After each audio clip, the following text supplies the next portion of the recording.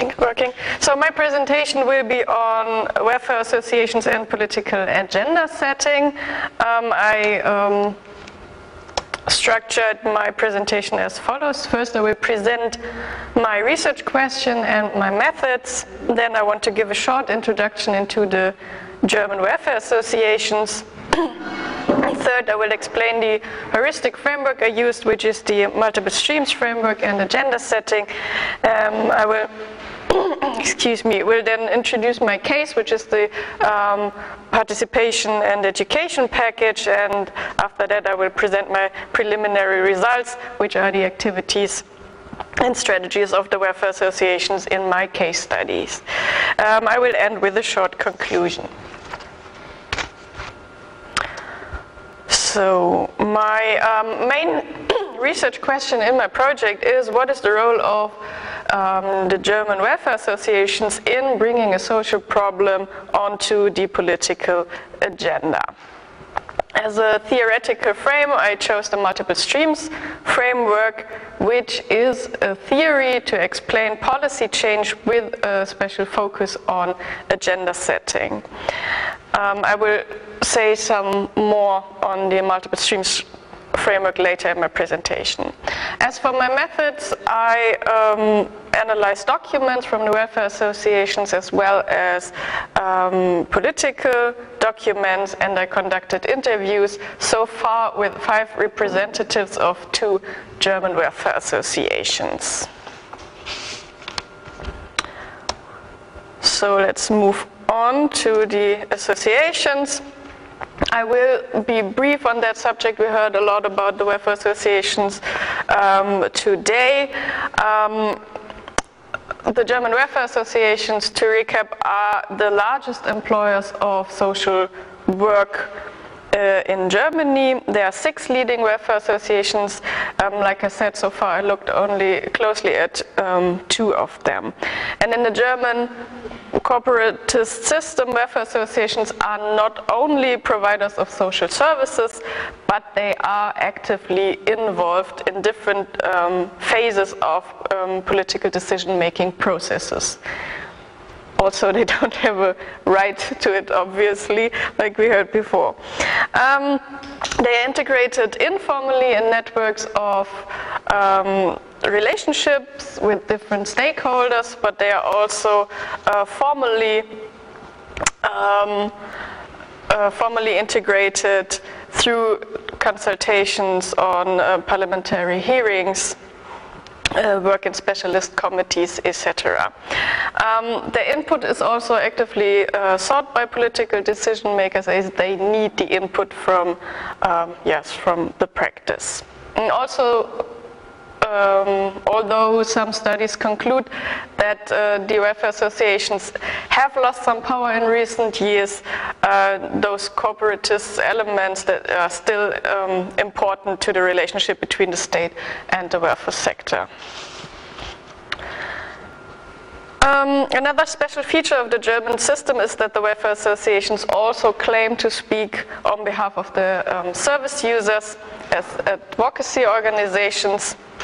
And the social advocacy of weak interests is part of the self-image of the German welfare associations, and as political actors, they seek to strategically influence political processes. And they can be involved in all stages of the policy cycle, and like I said, my project focuses on the phase of agenda setting. Okay. So, first of all, what is agenda setting?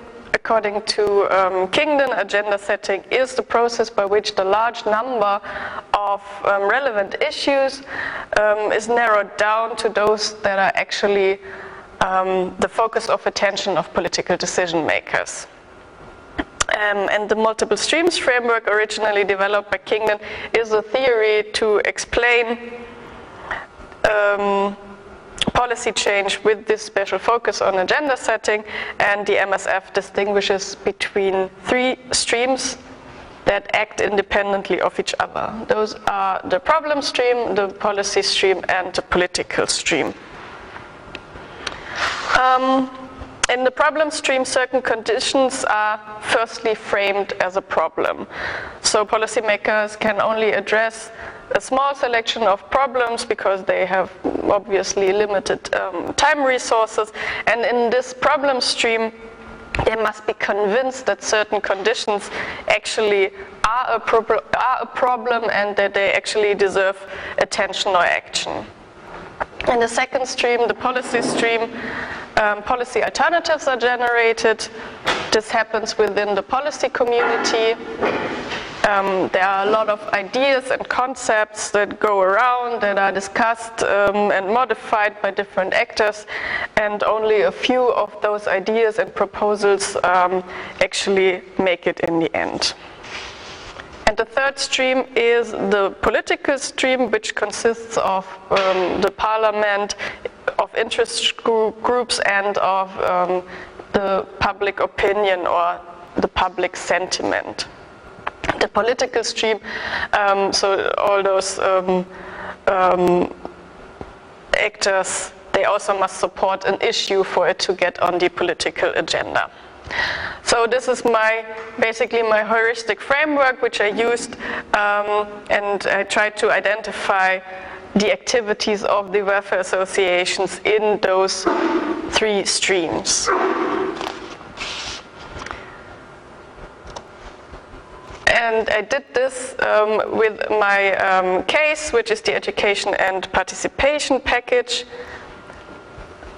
which is called BUT in German, so I will probably use the word BUT a lot. The BUT was introduced in 2011, and it consists of vouchers as well as cash benefits for children and families receiving basic social security benefits in order to ensure their access to education and their social participation. The education benefits include the coverage of school and daycare excursions, personal school supplies, extracurricular learning support like tutoring, and a subsidy for lunch at school or at daycare. And then there are also the participation benefits. They were intended to enable participation in social and cultural life in the community. So, for example, to a membership in a sports club or to attend music school. Those participation benefits, they were set at €10 per month per child, and all benefits needed to be applied for separately, at least in the beginning of the BUT.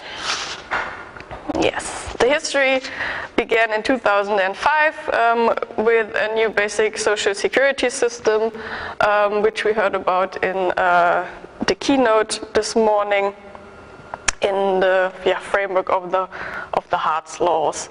And this reform, as we also heard this morning, merged unemployment assistance and social assistance. And without a separate calculation, the standard rate for children was set at 60 to 80% of the adult rate.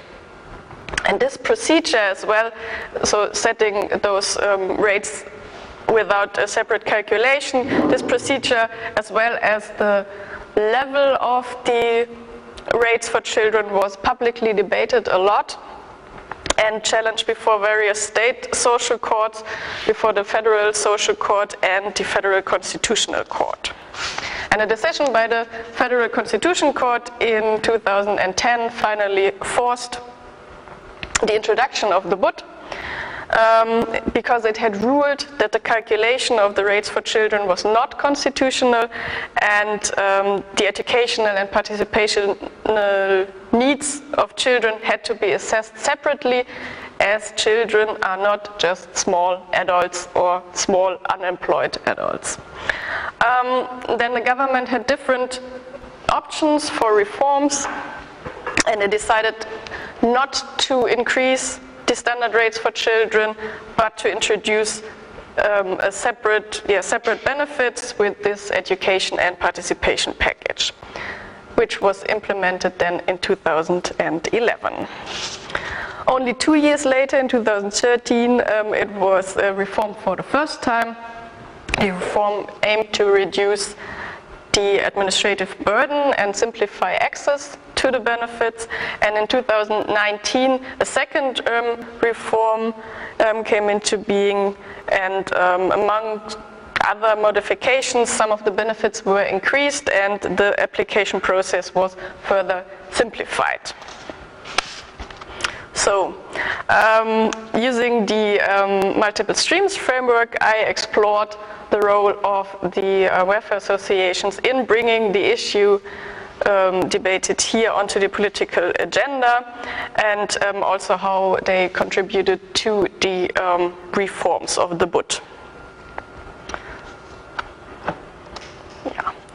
So I will present today my preliminary, or my first results of the activities and strategies of the welfare associations. And like I said before, like I focused now on only 2 welfare associations. So bear that in mind, that it's limited. The information is still a little bit limited.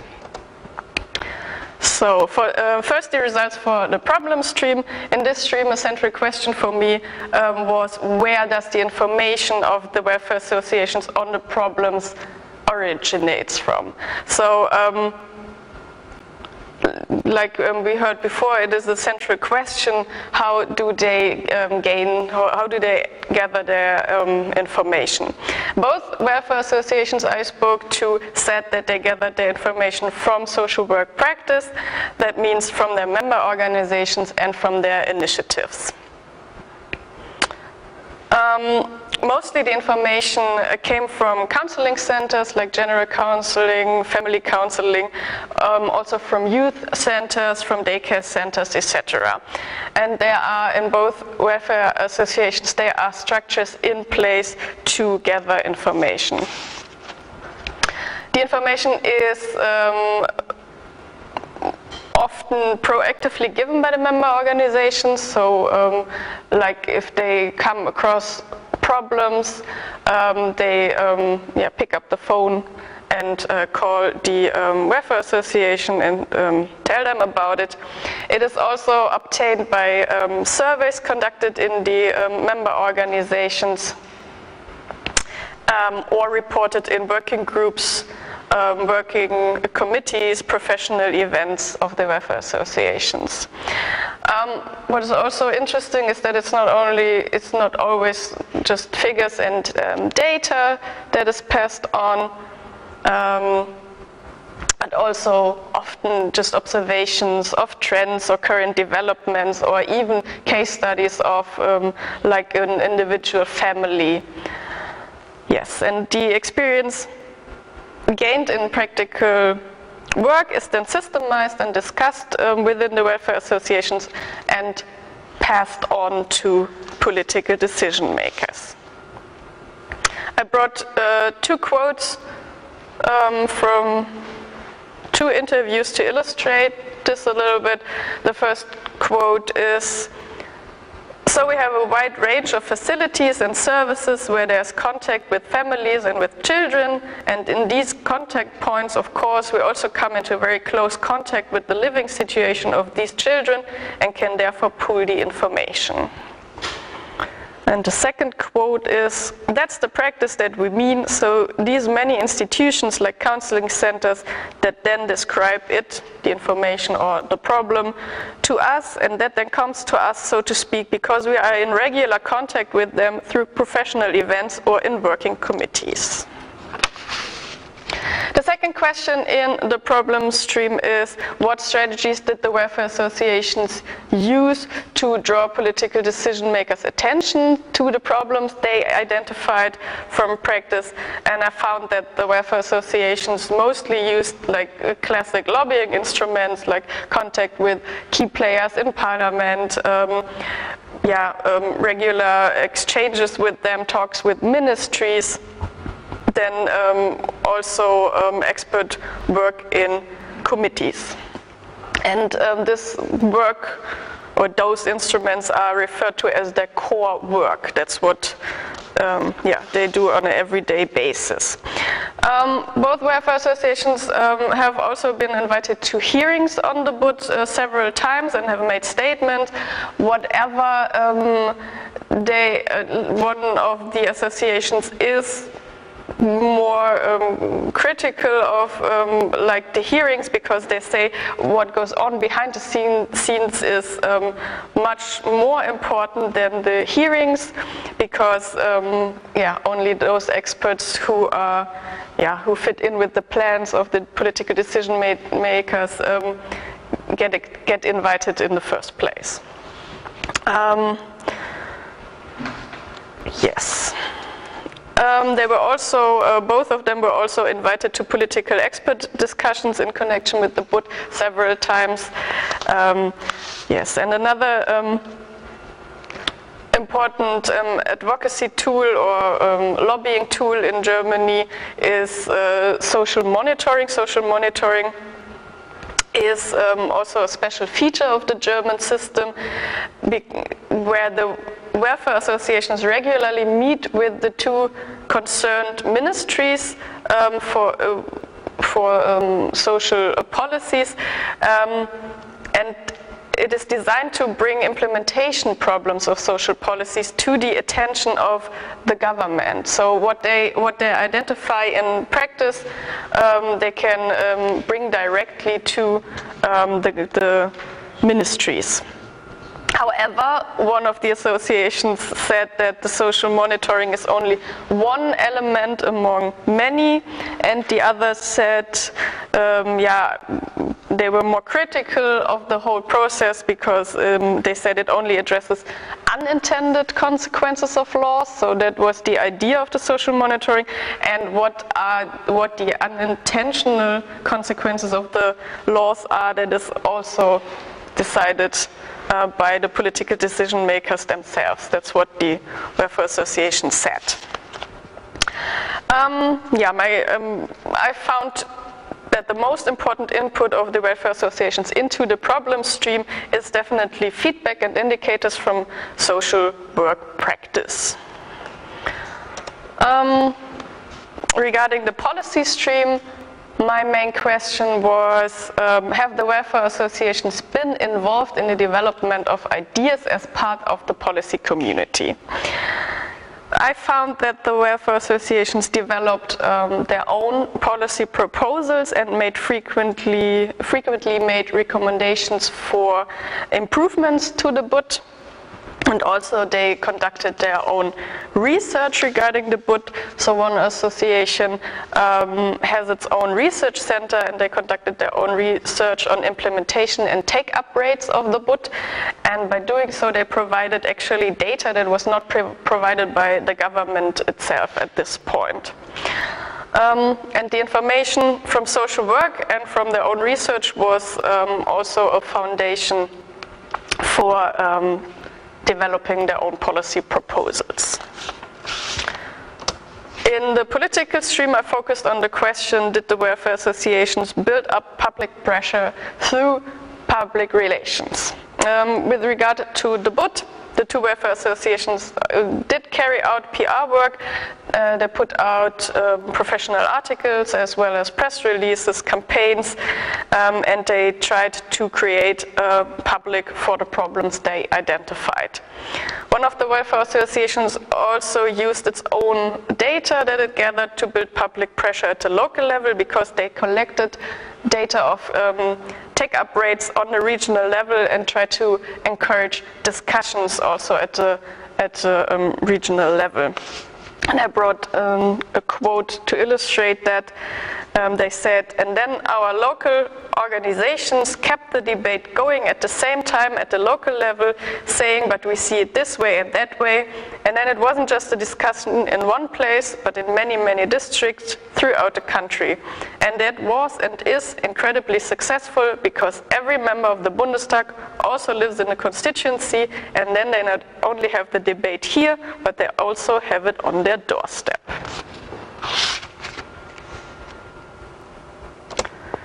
So, what are my conclusions? Based on the information I gathered so far, my preliminary result is that the welfare associations were active in all of the three streams and had an impact on agenda setting. It seems like their strength lies in the problem stream. They use their experience from social work to identify problems, and there are structures in place to gather information from social work on a regular basis. And with classic lobbying instruments, they are able to bring their expertise from casework and the identified problems into the political debate. And because of their expertise that they have and their special access to political decision makers, it was also possible for them to draw attention to the problems regarding the BUT. Yes, and in the case of the BUT, they also developed ideas and policy proposals, and by providing also their own research and their own data, they were also able to identify deficits of implementation and make informed recommendations for reforms or improvements. Both welfare associations were also actors in the political stream. One association in particular tried to actively build public pressure on the local level, like I said. So it is important to note that a lot of my information comes directly from the two welfare associations themselves, but with that in mind, my conclusion at this point is that they seem to have been key actors in the political agenda setting of the BUT. Of course, now I need to confirm my results by incorporating more welfare associations, at least 2 more, as well as other stakeholders into the analysis. Yes, so thank you very much for your attention.